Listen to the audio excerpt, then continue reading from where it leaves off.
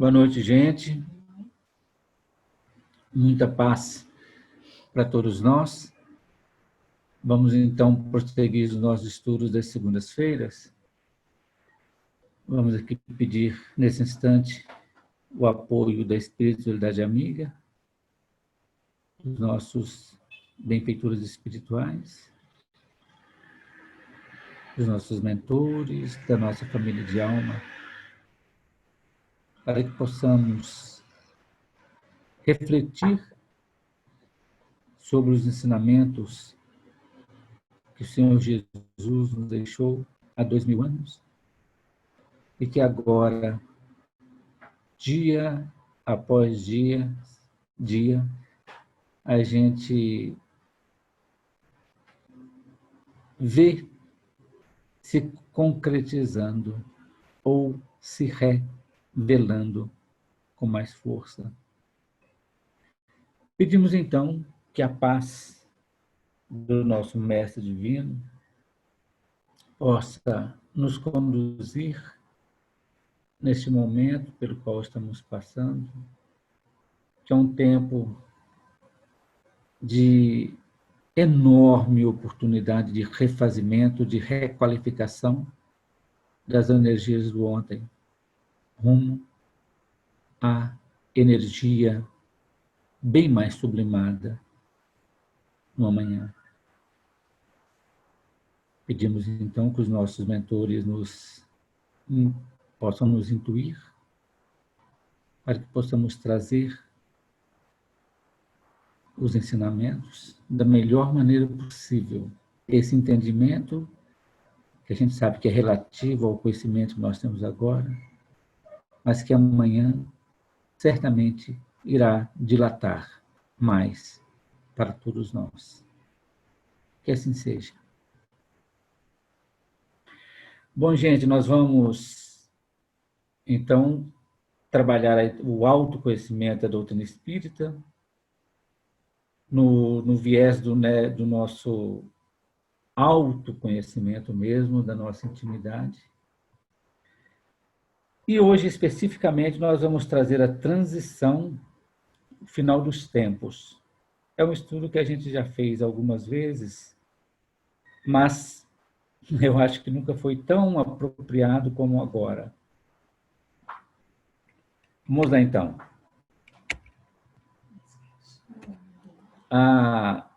Uma coisa que a gente quer lembrar é que a Mônica, ela mandou para nós uma mensagem, para mim e para a Cassinha, mas muito interessante mesmo, as conexões que ela trouxe sobre esses últimos estudos, né, que a gente tem feito, mas muito pertinente mesmo.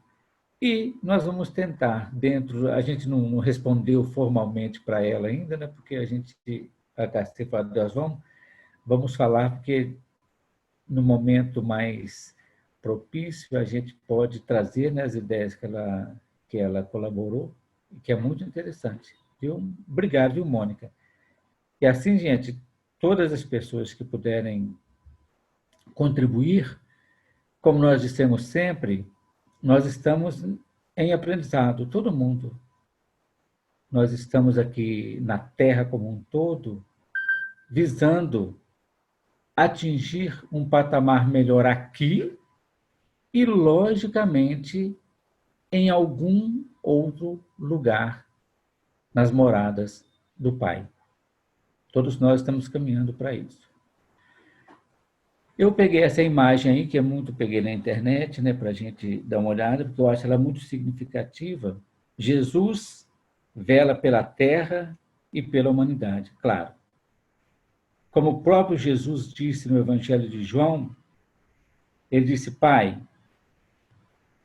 agora que eu fiz tudo, vou falar com minhas palavras, agora que eu fiz tudo o que o Senhor me pediu, conceda-me a graça que tive junto de ti antes que o mundo fosse criado. Portanto, lá no Evangelho de João. Portanto, antes que o mundo fosse mundo, Jesus já era Jesus. Então, ele vela por nós.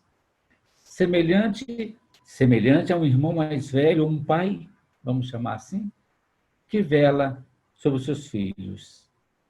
Por mais escura que seja a noite, por mais perigosa que seja a caminhada, por mais perigoso que seja o caminho, alguém vela por nós.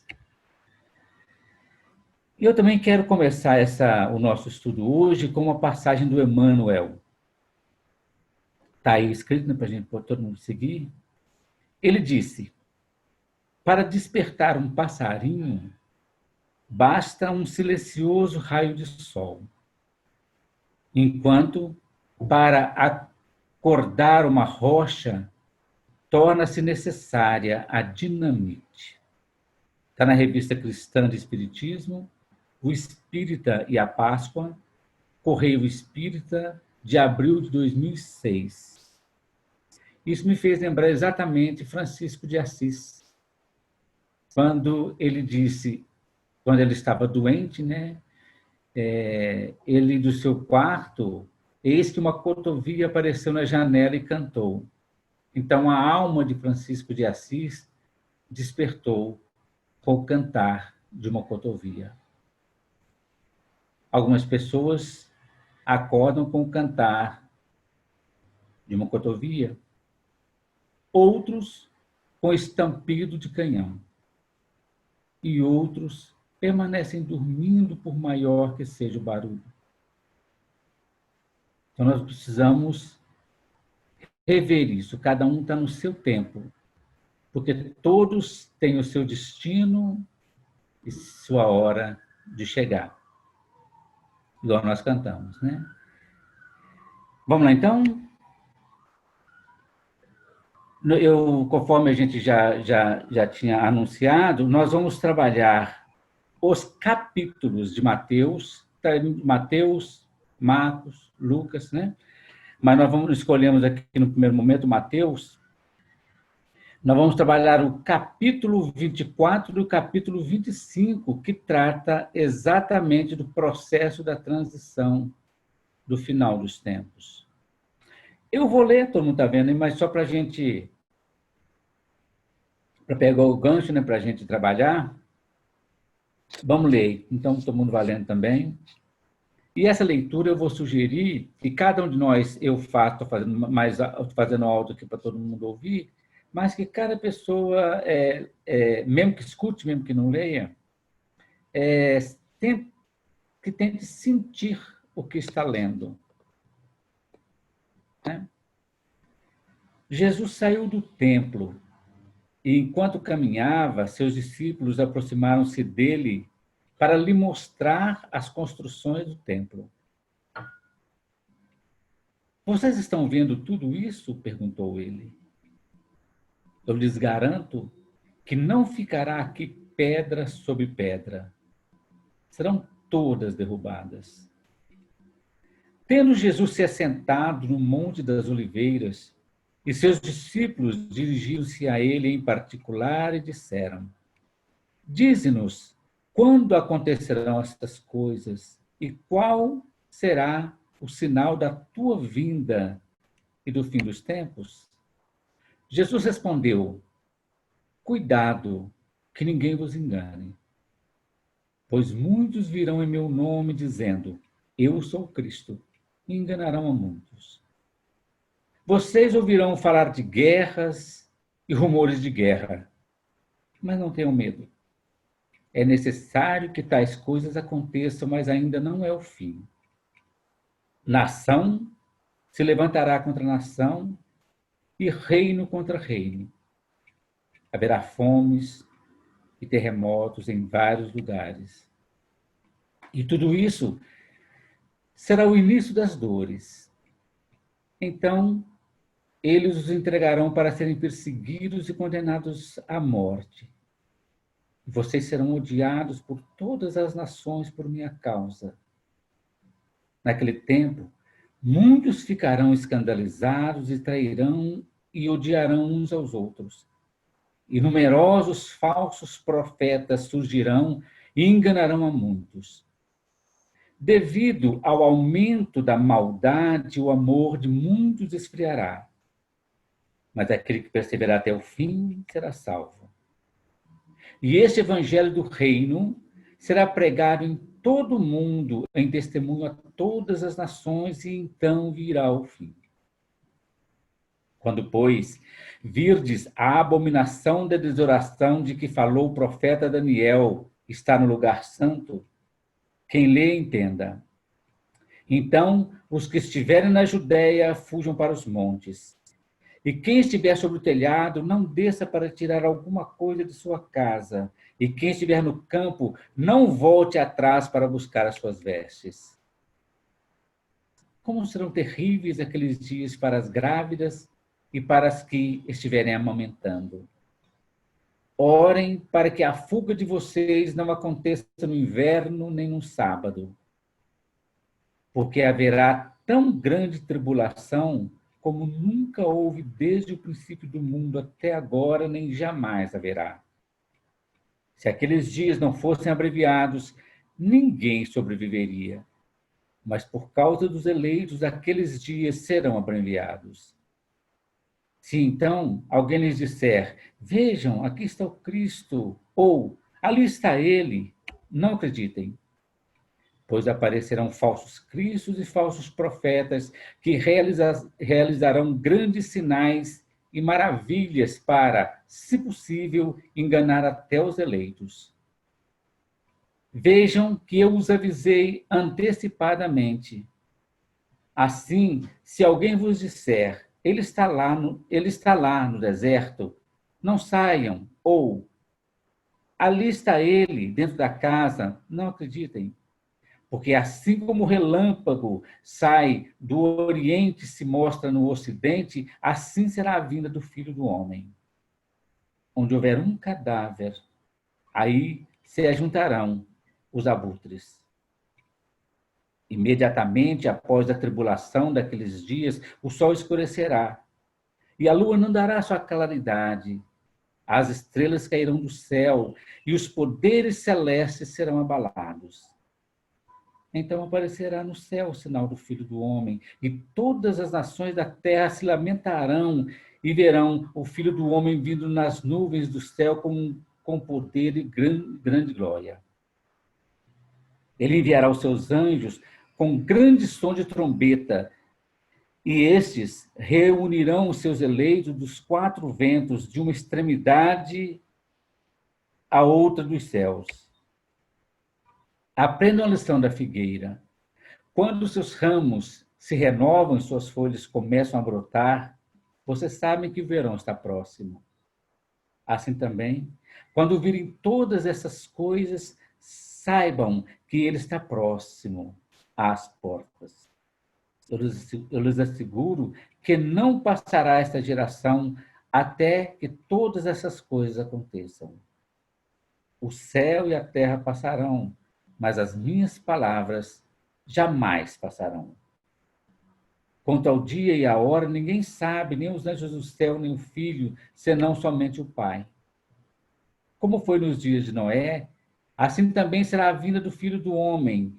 Pois nos dias anteriores ao dilúvio, o povo vivia comendo e bebendo, casando-se e dando-se em casamento, até o dia em que Noé entrou na arca. E eles não perceberam, até que veio o dilúvio e os levou a todos. Assim acontecerá na vinda do Filho do Homem. 2 homens estarão no campo, um será levado e outro deixado. 2 mulheres estarão trabalhando no moinho, uma será levada e a outra deixada. Portanto, vigiem porque vocês não sabem em que dia virá o Senhor. Mas entendam isso. Se o dono da casa soubesse a que hora da noite o ladrão viria, ele ficaria de guarda e não deixaria que a sua casa fosse arrombada. Assim também, vocês precisam estar preparados, porque o Filho do Homem virá numa hora em que vocês menos esperam. Quem é, pois, o servo fiel e sensato a quem seu senhor entregará dos de sua casa para lhes dar alimento no tempo devido? Feliz o servo a quem o Senhor encontrar fazendo assim quando voltar. Garanto-lhes que ele o encarregará de todos os seus bens. Mas suponham que esse servo seja mau e diga a si mesmo: meu senhor se demora. Então, comece a bater em seus conservos e a comer e beber com os beberrões. O senhor daquele servo virá num dia em que ele não espera e numa hora em que ele não sabe. Ele o punirá severamente e lhe dará lugar com os hipócritas, onde haverá choro e ranger de dentes. É uma leitura longa, mas é só para a gente situar um pouco nesse grande momento que a gente está passando. Praticamente, cada trecho desse evangelho a gente pode trabalhar isoladamente, mas nós vamos trabalhar no contexto, depois nós vamos trabalhar o Mateus 25, que é a continuação. Tudo, na verdade, vai girar em torno de abandonar as coisas velhas, as coisas arcaicas, para abrirmos caminho para a renovação da nossa mente, dos nossos corações. Efetivamente é isso. Tudo bem? Quer dizer, tem muita coisa aqui que é só quando a gente vai estudando mais aprofundadamente que a gente vai ver a esperança no lugar do desespero. Porque muita gente acha assim que o Apocalipse é um momento terrível.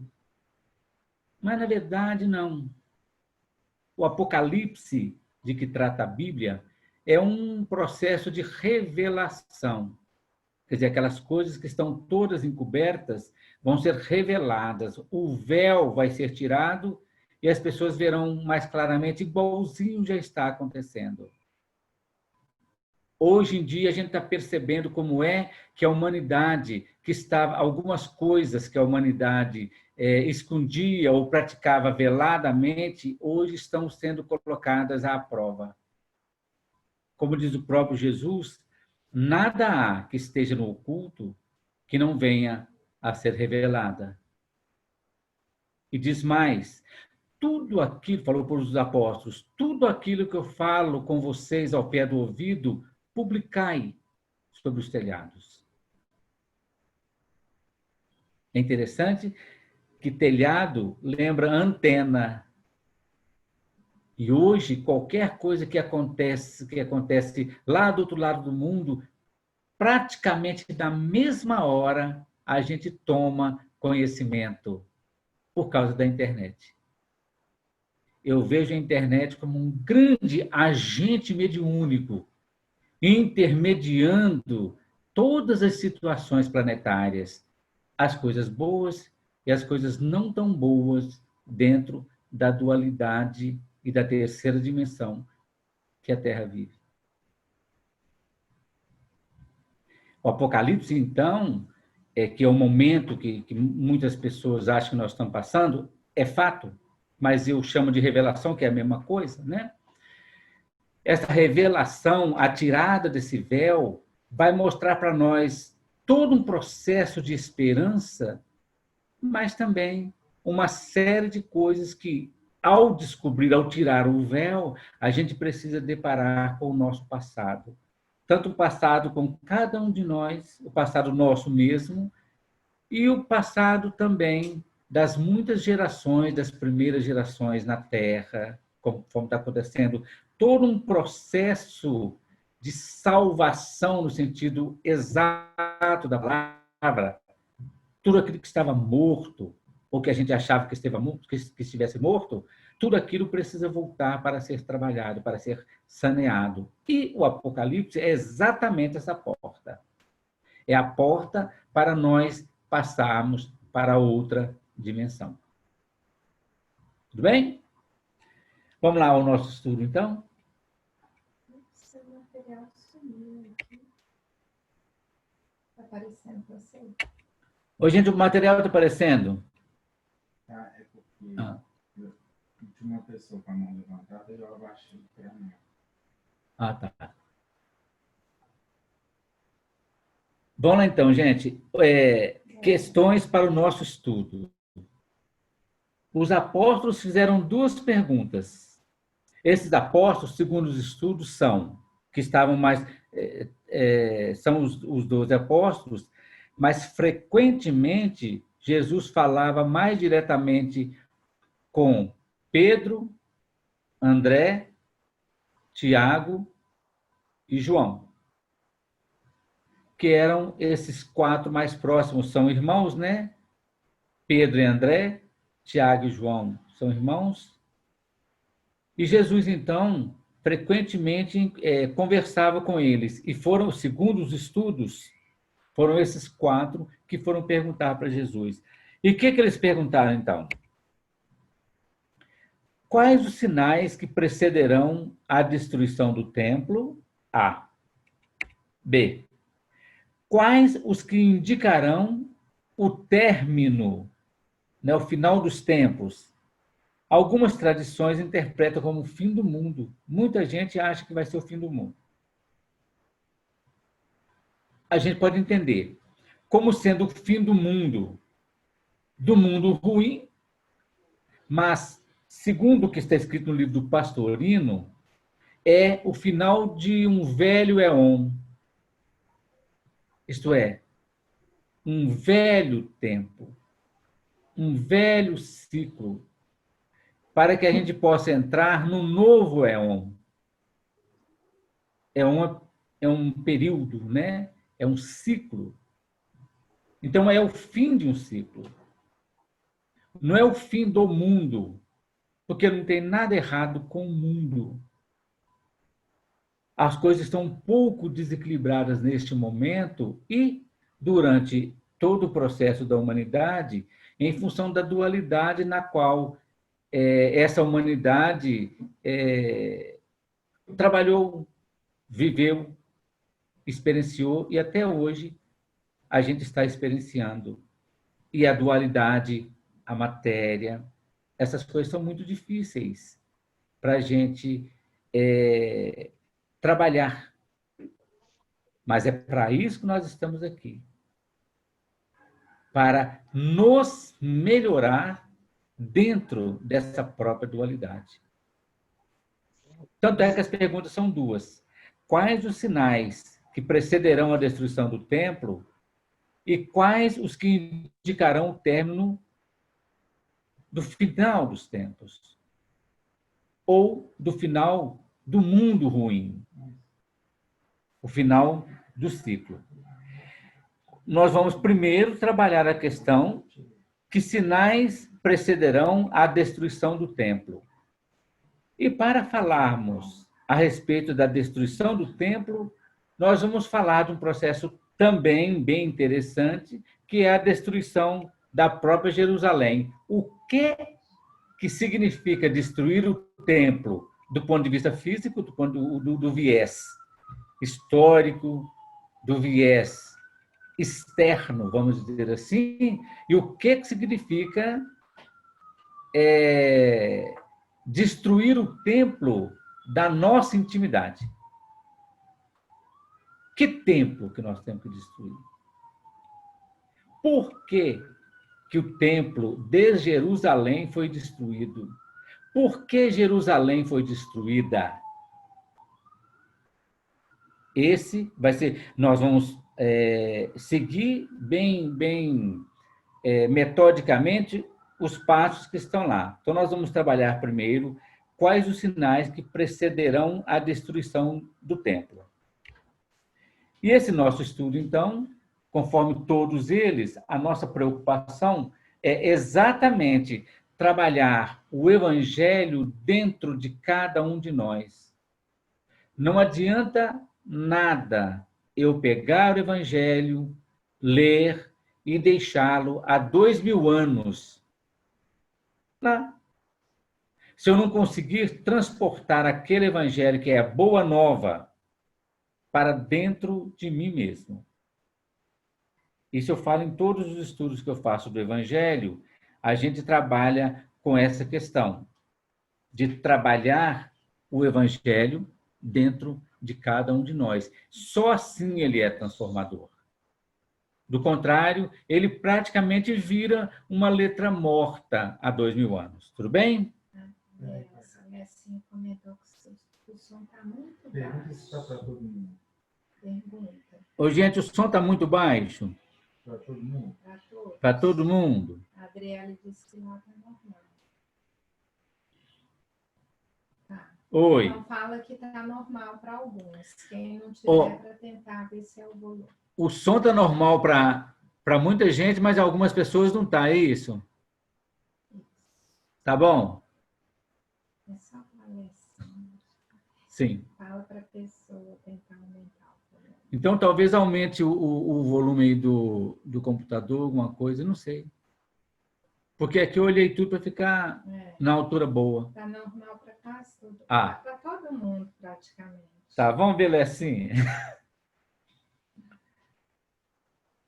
Vamos lá. Destruição de Jerusalém e do templo. Nós temos que destruir a velha Jerusalém para receber a nova Jerusalém. Bem? Por que nós temos que destruir a velha Jerusalém? Gente, todas as vezes que a gente lê o Evangelho, que faz o estudo um pouco mais aprofundadamente, Jerusalém, ela foi construída no alto do monte para, primeiro, simbolizar literalmente o apogeu, o alto. E, do ponto de vista religioso daquela época, Jerusalém significa o estado elevado de alma, que nem nós já falamos aqui diversas vezes. Jerusalém, então, significa... Por isso que Jesus ficava mais em Jerusalém. Às vezes, ele descia para Jericó, igual a gente aqui, a parábola do bom samaritano. E entre, mais ou menos, tomando por referência o nível do mar, Jerusalém e Jericó, no meio a gente tinha Samaria. Então, Jerusalém, o ponto alto, o ponto elevado, Jericó, o ponto mais baixo, e o samaritano, a Samaria, no caso, estava no meio. O que aconteceu? Com a ideia de um templo muito poderoso, construído por Salomão, né? Esse templo demorou muito tempo para ser construído, era um belo templo, e depois Herodes tornou o templo majestoso, riquíssimo. Ele brilhava à luz do sol. Quando o sol batia nele assim, refletia tudo. E do alto do Monte Sião, podia-se ver praticamente toda a região. Tinha uma visão completa de tudo, é como se fosse uma visão panorâmica. Então, Jerusalém significa o estado elevado de alma. Mas o que aconteceu? Jerusalém acabou se perdendo por causa do excesso de cultos exteriores, por causa das questões em que a religião misturou ao Estado lá, e o pessoal do Sinédrio acabava sendo, vamos dizer assim, vivendo do e para o templo. O templo, então, se tornou quase que um grande comércio. O templo se tornou um local de divisão de castas. Olha o que Jesus disse. Jerusalém, em Lucas 13, 34, 35. Jerusalém, Jerusalém, que matas e apedrejas o que te foram enviados. Quantas vezes... Já deu certo. Jerusalém, Jerusalém, que matas os meus profetas e apedrejas os que te foram enviados. Quantas vezes eu quis reunir os teus filhos, como a galinha reúne seus pintinhos debaixo de suas asas, mas vós não aceitaste. O pessoal pegou o templo, pegou a religião, mas esqueceu do sentido exato do que é a religião. Isso, até hoje, a gente tem algumas religiões, né? Não é fazendo uma crítica leviana, mas que praticamente tem, como diz o profeta Isaías, tem só o nome de Deus ou o nome de Jesus, mas a prática é muito mais comércio do que necessariamente a salvação das ovelhas. Jesus, então, já condenou isso, por exemplo, quando Jesus expulsou os vendilhões do templo, que é um assunto que nós podemos trazer também, né? Por que aquilo aconteceu? Mas é porque as pessoas estavam tirando a ideia de Deus, a ideia da verdadeira religião, para colocar no seu lugar algo mundano. O Apocalipse traz, inclusive, isso. Observa de onde vocês caíram. Quer dizer, tirou o aspecto espiritual e deixou quase que unicamente o aspecto material. Por isso Jesus disse, não faça do templo um covil de ladrões. Então, essa Jerusalém velha, ela precisa ser derrubada, destruída. Outro versículo. Eis que a vossa casa vos ficará desabitada. E com toda certeza vos asseguro que não mais me vereis até que ponhais a proclamar: bendito o que vem em nome do Senhor. Se a gente imagina isso aconteceu mesmo quando Jesus entrou em Jerusalém, naquele domingo que a Igreja Católica celebra como Domingo de Ramos, Jesus sentado no burrinho, um símbolo perfeito da humildade, contrariando os belos cavalos romanos, Jesus entra humildemente sentado naquele burrinho. E realmente o pessoal gritou, bendito é aquele que vem em nome do Senhor, hosana nas alturas. Mas ficou, o templo mesmo não o recebeu. Os mestres do templo, os sacerdotes do templo, não o receberam. Mas o povo, sim, em sua grande maioria, recebeu.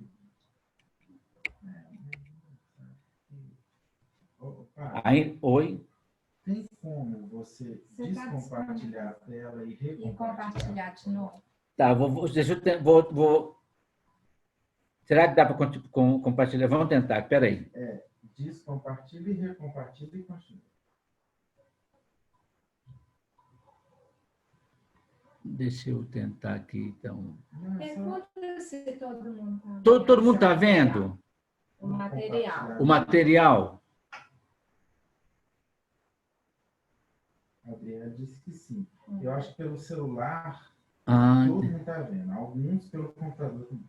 Sim. Não, então... Joia, não precisa mexer, não. Então tá, vamos continuar aqui. Tá todo mundo vendo, então. Beleza. Então, vamos lá.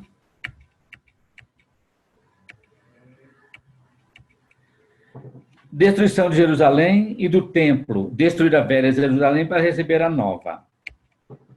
A primeira destruição. Olha que legal, tem o número 3 aí. Jerusalém foi destruída 3 vezes. E o templo também. A primeira destruição, segundo alguns historiadores, ocorreu na terceira deportação pelos babilônios, no ano de 586 a.C., pelos exércitos da Babilônia, comandados pelo rei Nabucodonosor. Foi a primeira vez que Jerusalém foi tomada, foi sitiada,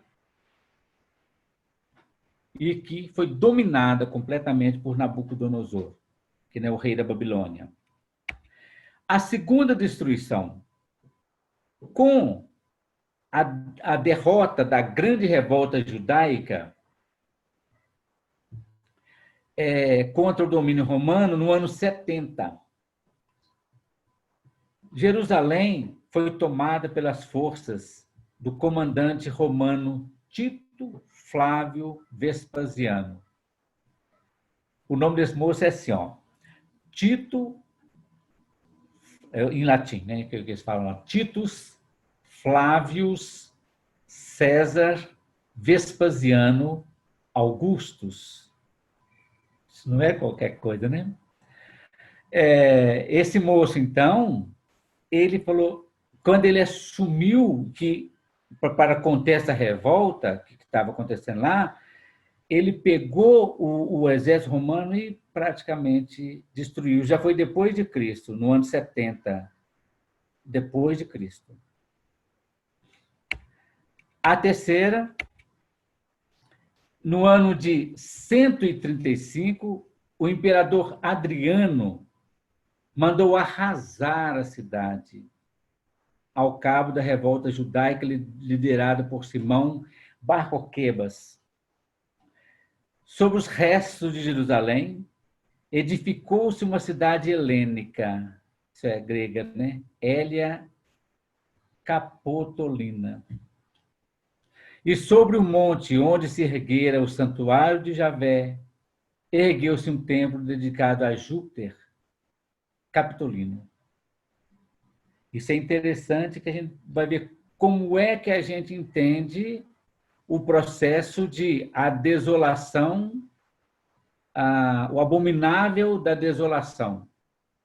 É uma explicação histórica que o profeta Daniel havia previsto.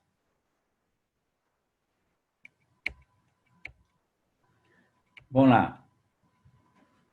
Esta última destruição que colocou fim de uma vez em alguma tentativa de reerguer o templo. Toda vez o templo era reerguido, né? Mas dessa vez acabou mesmo. Até o tempo atual, o templo de Jerusalém não foi ainda reerguido e resta apenas um grande muro que cercava a região do antigo templo, popularmente conhecido como o Muro das Lamentações. O profeta Jeremias, ele previu também a destruição de Jerusalém. As Lamentações de Jeremias, que é um livro que está no Velho Testamento, fala também da destruição de Jerusalém. Porque Jerusalém era para ser uma cidade santa, mas no lugar daquela cidade santa foi permitido que as pessoas errassem a meta. Isto é, que pecassem, que adulterassem aquilo tudo. As pessoas fizeram um grande comércio do templo. Isto é, deixou que a materialidade prevalecesse sobre o aspecto espiritual.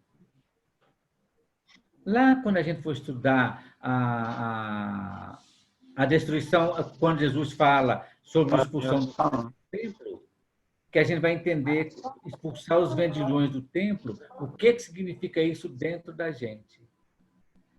Onde está a nossa velha Jerusalém?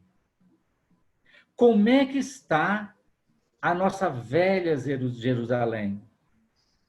Quando é que a nossa Jerusalém foi santificada? Jerusalém dentro da gente. O nosso aspecto espiritual foi dignificado.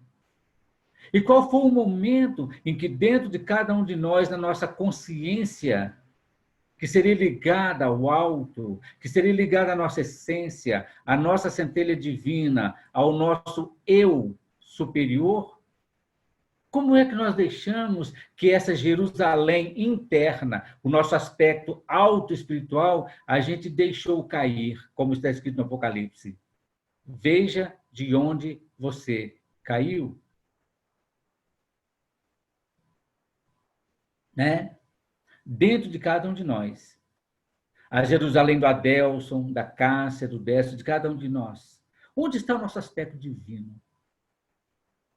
Por que a gente permitiu que os ímpios os gentios, isso é, os estrangeiros, chegassem e tomassem conta do nosso aspecto consciencial espiritual, para que nós nos prendêssemos unicamente na terceira dimensão, na matrix da dualidade, deixando prevalecer a materialidade em detrimento da nossa espiritualidade. Nós temos que saber responder isso. Por isso que esse momento que nós estamos vivendo agora é uma grande volta ao passado.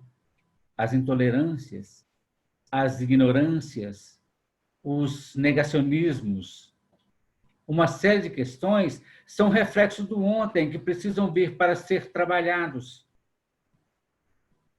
para ser renovados.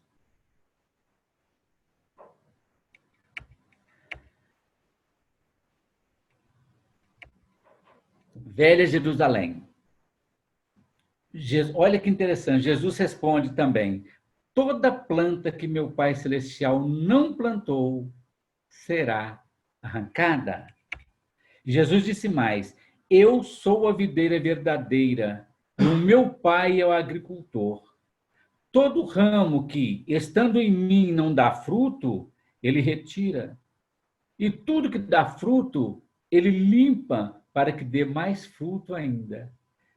Quando não tem mais jeito de uma determinada situação, a única forma que nós temos é arrancar e plantar uma outra no lugar. Se for possível podar, no caso do agricultor, se for possível podar só aquelas folhas que estão murchas, caídas, etc. e tal, você faz a poda, que é o que também vai acontecer, tanto destruição quanto poda. Na transição, aqueles que ficarem na terra regenerada serão podados. Aqueles que forem para o outro planeta, possivelmente Quiron, que é o planeta da cura, ou o 10º planeta, o planeta X,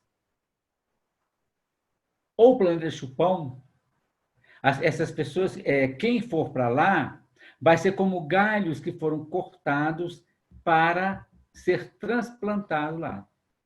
Os que ficarem na terra serão podados para produzir mais frutos. A gente está tudo bem? Tá, né? Eu não estou vendo, não, mas eu não estou vendo. Então tá bom. Aí é uma coisa interessante, né?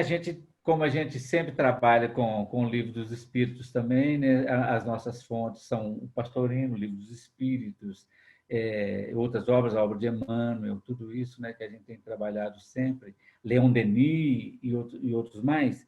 Eu trouxe, então, a lei da destruição. Kardec perguntou para a espiritualidade assim na pergunta 728 do Livro dos Espíritos, é a terceira parte das leis morais. Eu pedi para você repetir os nomes dos planetas. Possivelmente... Há astrólogos que falam que é o quê? Há astrólogos que falam que é o Quiron. Quiron é um planeta, né, que está aí na nossa órbita, que foi descoberto mais recentemente, vamos dizer assim, né? E Quiron é um nome grego. Quiron era um centauro, aquele que é metade animal e metade homem. E esse Quiron, ele tinha mais alguns irmãos. Os irmãos eram trapaceiros e beberrões. Enquanto que Quiron, esse centauro, ele era dedicado à cura e à medicina. Por isso que Quiron é o planeta da cura. Ele começou a aprender as coisas e se dedicar. Enquanto que os irmãos eram todos fanfarrões, ele se dedicou à cura. E certa vez ele foi flechado com uma flecha de Hércules e ficou bastante ferido, mas como era imortal, ele não morreu, lógico, por ser imortal, mas ele acabou trabalhando com a dor. E, conhecendo a dor que ele mesmo tinha, ele passou a entender a dor do outro. Por isso que esse centauro passou a, compreendendo a dor que ele mesmo trazia, a colaborar na eliminação daquelas dores. Por isso que Quiron é o planeta curador, é o planeta da cura. Né? Mais ou menos isso. Mas você citou outros nomes. Você falou planeta X. Ah, tá. E se foi trazido, o próprio Chico chamou o planeta Chupão. O planeta X seria o 10º planeta da nossa constelação, né? Ou o planeta que vai, o planeta de prova e expiação que está começando. Essas coisas assim. São vários nomes. Ah, é isso que eu estava falando, então. Né? Então, o Kardec pergunta, na pergunta 728 do Livro dos Espíritos, é lei da natureza a destruição? Resposta, preciso é que tudo se destrua para renascer e se regenerar. Porque o que chamais destruição não passa de uma transformação, que tem por fim a renovação e melhoria dos seres vivos. Outra pergunta, a 733. Olha que legal que é isso. Entre os homens da Terra, existirá sempre a necessidade da destruição? O Kardec vai só aprofundando, né? Aí o Espírito responde, essa necessidade se enfraquece no homem, à medida que o Espírito sobrepuja a matéria, aquilo que eu disse. Assim é que, como podeis observar, o horror à destruição cresce com o desenvolvimento intelectual e moral. Quanto mais a humanidade se torne ética, justa, equânime, mais amadurecida moralmente, aí todas as violências, a crueldade, que inclusive é trabalhar também na lei da destruição, a destruição abusiva, a destruição da natureza, o maltrato aos animais, tudo isso vai acabar, assim, definitivamente, quando o homem se melhorar moralmente. Porque hoje, como tem a própria necessidade de renovação, é necessário, então, que haja a destruição. Só que, para a doutrina espírita, destruição é sinônimo de renovação.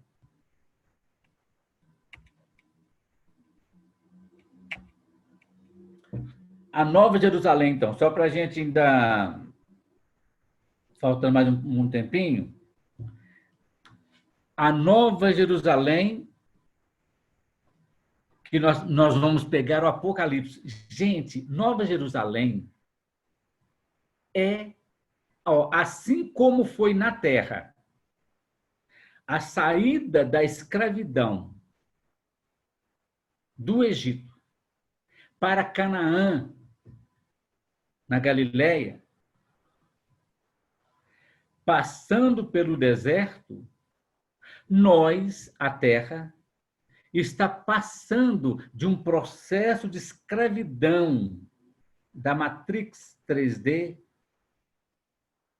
passando pela porta do Apocalipse, para desaguar na Nova Jerusalém.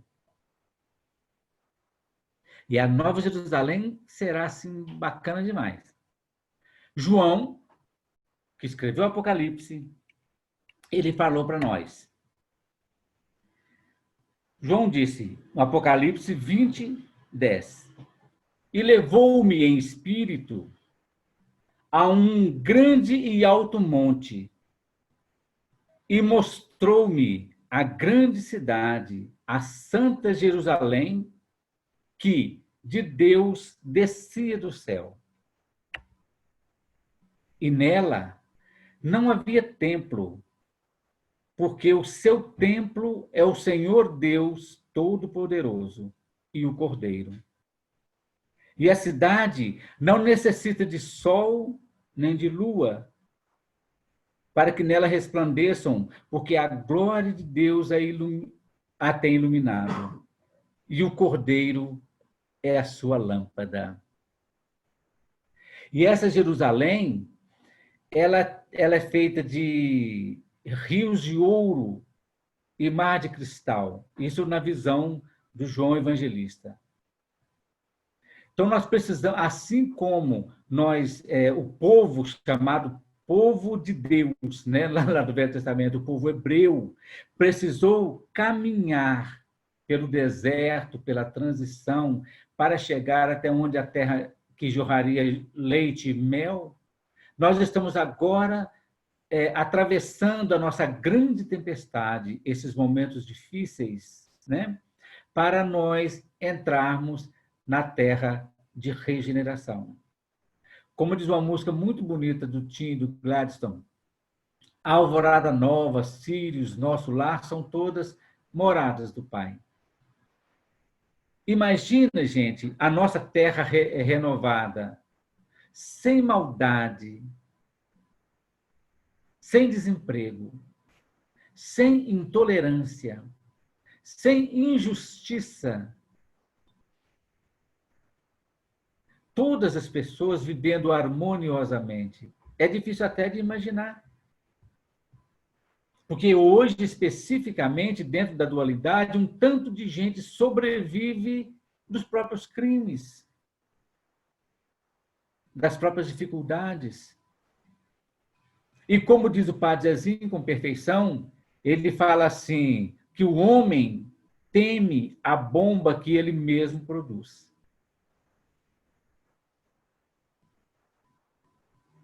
Então, tudo aquilo que a gente trabalhou num processo numa tentativa de domínio, de personificação, isso vai ter que cair por terra para a gente entrar nessa outra terra nova. Por terra, desculpe o trocadilho, vai cair por terra para a gente entrar em outra terra. E lá, nessa terra renovada, que vai ser daqui a pouco tempo, eu gosto até de lembrar, segundo Chico Xavier, depois de 2057, muito provavelmente, nós já estaremos na Terra renovada. Vai ser legal. A gente fala isso porque está lá no livro Pinga Fogo. 2057, claro, a data não é colocada de qualquer maneira. Tem uns cálculos aí que vai dar muito certo. Não é que a Terra vai mudar, não é? O planeta Terra a gente mesmo que vai ter que melhorar isso aqui. Nós vamos ter que trabalhar todas as águas, despoluir tudo, reflorestar tudo, para que a gente não tenha mais nem velhice abandonada, nem criança carente, ou ao contrário. Para que não haja nenhum tipo de vício mais, de viciações, de drogas letais, tudo isso vai acabar na nossa própria terra. Porque a Nova Jerusalém descerá do céu, isto é, um processo de dimensão, nós vamos mudar de dimensão. Então, a nossa terra, diz o Apocalipse, que ela vai ser feita como uma noiva linda, maravilhosa, totalmente ornada para as núpcias com o Cordeiro. Ah, está acabando? Certinho. Tá certo, gente? Eu fico falando isso porque eu fico feliz da vida quando eu penso nisso, né? Mas a Nova Jerusalém já está por aí pipocando. E a gente precisa dar um jeito de não ficar parado. A gente precisa caminhar mesmo no deserto, nas dificuldades, nas tempestades. A gente vai ter que trabalhar para avançar nisso. O Deus que fez o mundo e tudo que nele há, sendo o Senhor do céu e da terra, não habita em nenhum templo feito por mãos de homem, nem tampouco é servido por mãos de homens, como que necessitando de alguma coisa, pois ele mesmo é quem dá a todos a vida, a respiração e todas as coisas. Gente, para que a gente possa entrar nessa nova Jerusalém, para que a gente possa entrar nesse mundo de regeneração, a gente vai ter que, literalmente, destruir todas as nossas velhas crenças, as nossas crenças limitantes. Abandonar a ideia de templo. Não preciso de templo para eu orar, para eu encontrar Deus. Não precisa de sacerdotes para fazer isso. A gente mesmo é co-criador no mundo da criação. Olha que legal o que já está acontecendo. Hoje nós estamos fazendo isso aqui online e o mundo cada vez vai ser mais interligado por esse processo que eu estou chamando de... Ele chama midiático, então pode ser mediúnico, que dá no mesmo. Então, a internet é um processo midiático que está mediando situações. E os esclarecimentos começarão a aparecer de todos os lados. Por que Jesus foi perseguido? Porque Jesus não tinha templo.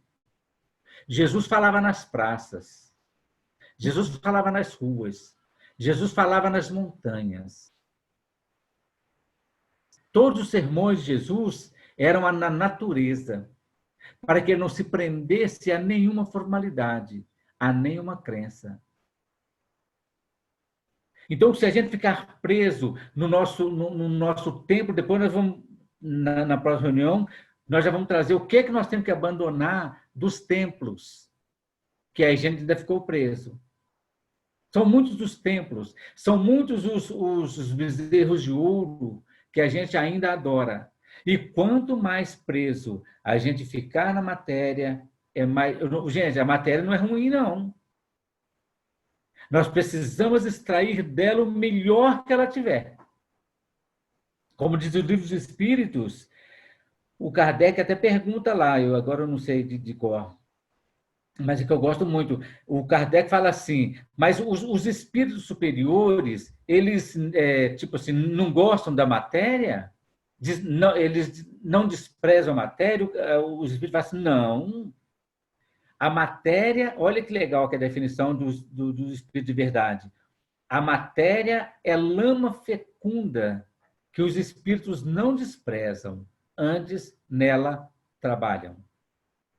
Então, nós estamos aqui para dentro da dualidade, para dentro da terceira dimensão. Nós estatuirmos literalmente, nós plasmarmos a melhor versão de nós mesmos. Esse é o caminho. Está acabando. Deus habita o templo que é o coração sagrado de cada um de nós. Eu repeti. Está escrito aí. Mas Deus, então, quando o João Evangelista fala assim, uma passagem de Jesus, né? Hoje vocês oram em templo, amanhã vocês adorarão em espírito e verdade. Nós estamos caminhando para isso. Abandonar uma série de seitas, abandonar uma série de dogmas, abandonar uma série de cultos. Que não, o doutrina espírita não é para ter culto nenhum, só tem um culto no lar. Mas para a gente não cultuar nada, para não ficar preso de novo à manada, ao rebanho. A gente precisa, cada um de nós, sair do mundo de manada e entrar na nossa arca. Com isso, nós vamos navegar acima das águas, até encontrar um lugar seguro. Bom, gente, por enquanto é isso. Nós vamos, na próxima reunião, a gente vai trazer mais coisas. Esse foi só a destruição do templo que nós trazemos, mas tem muita coisa para a gente falar ainda. Espero que vocês contribuam do jeito que vocês mandando mensagens, qualquer coisa, né? Então, a gente... Vamos fazer a oração, então, e depois, se alguém quiser perguntar alguma coisa aí fica à vontade. Tá certo? Vamos, então, só agradecer ao Mestre Jesus, que veio nos tirar das cadeias da dualidade, para nos levar à unidade com o Pai maior. E a gente apela ao Cristo para que cure nossas feridas e cicatrizes e que nos ajude a nos afastar de todas aquelas coisas que estejam impedindo a nossa realização, o nosso encontro com o nosso Deus, Pai Todo-Poderoso. Agradecemos aos nossos mentores espirituais, no trabalho de intuição, de inspiração. E que possamos todos aqui, a humanidade toda, ser esclarecida e preparada para que possa se cumprir a promessa do Cristo. Obrigado por tudo e que Deus nos ajude sempre. Que assim seja.